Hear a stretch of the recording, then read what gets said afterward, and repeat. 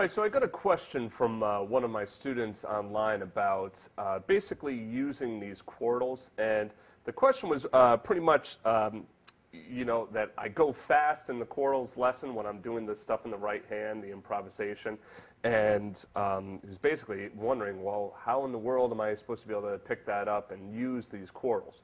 So what I want to do in this little mini lesson here is answer how you can actually start to use these quartals in your improvisation. I'm going to go a little bit slower, but then also play along with this play-along track that I created.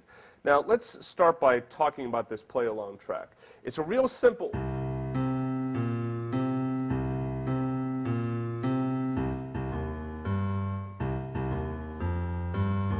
think I did something like that, right, for the bass line. Okay, you'll hear it if I...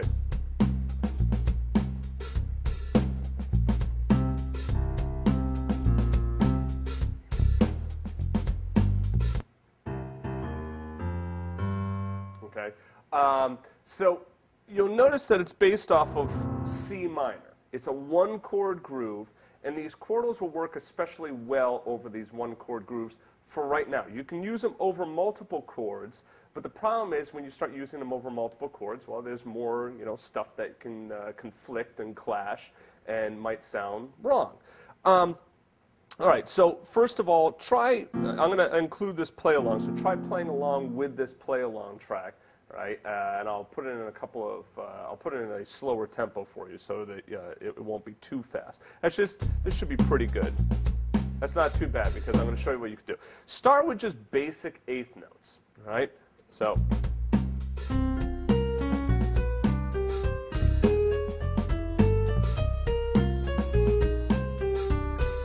So all I'm doing here is just playing random quartals. I'm just playing random quartals, just going down and half steps and whatnot. 1 and 2 and 3 and 4 and 1.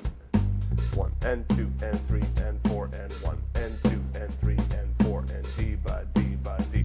And notice since it's a sort of a funky groove, I'm playing it straight. The eighth notes are straight. 1 and 2 and 3 and 4 and. Okay, so just start by playing down these quartals or going up. In fact, this is a great exercise as well. You can play along with this and just do both hands.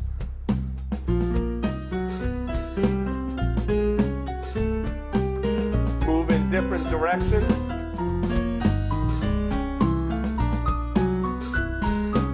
Okay, so you like stagger them.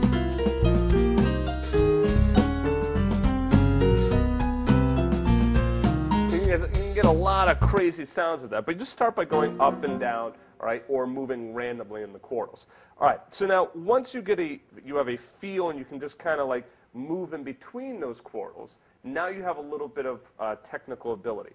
Now let me pause there for a second. One of the difficulties of trying to improvise, especially using something like quartals, is if you're not used to playing that pattern of fourths like this and moving around the keyboard, then there's no way you're going to be able to improvise over it. You know, another way of an analogy would be like, imagine I asked you to speak in Mandarin Chinese, but all you know is just a couple of words. Well, obviously, you're not going to be able to do much in Mandarin Chinese if you actually don't know the vocabulary. That's the first step, knowing the vocabulary. So the vocabulary is understanding the interval of those fourths. But the next step after that is actually practicing that vocabulary so that you can speak it and get it off of the tongue.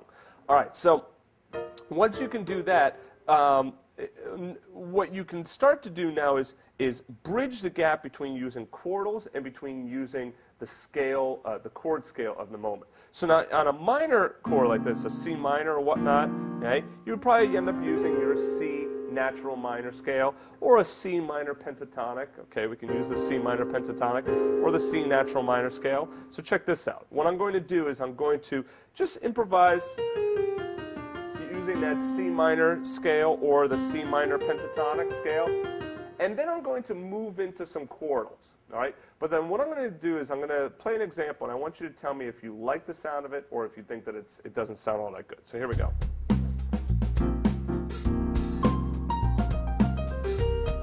It's all C minor pentatonic.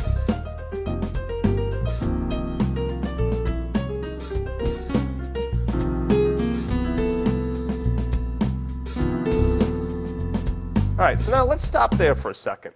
What do you think of the sound of that? Do you like that? Now, I'm not in love with that sound. I do like tension in my playing, but that's a little too much tension, especially for a C minor chord, especially if the basses do something like that. You know, that B in there is going to sound a little bit weird. All right, so now this brings up a great point of having target notes in your improvisation.